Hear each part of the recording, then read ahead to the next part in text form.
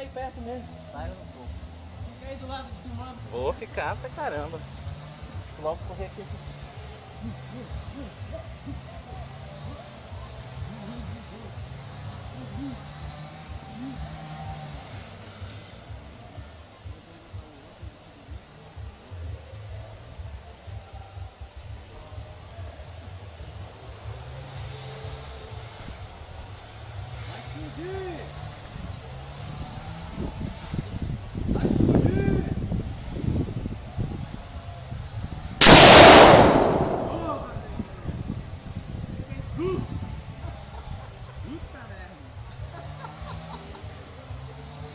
Pouco, meu amigo, você acabou.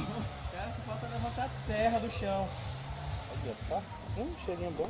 Um cheiro de pólvora boa. Opa, Você já gostou disso. quer aqui meu celular. Vamos lá.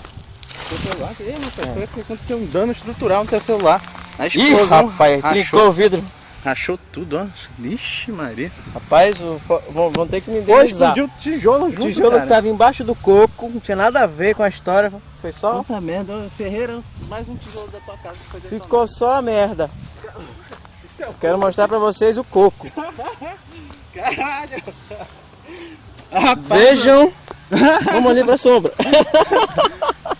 O coco virou um chumaço aí, parece um cabelo de velha, pô. Virou cocada. Cara, impressionante, impressionante, olha. Deem uma olhada nas condições do coco. O coco tava verde, retirado do pé.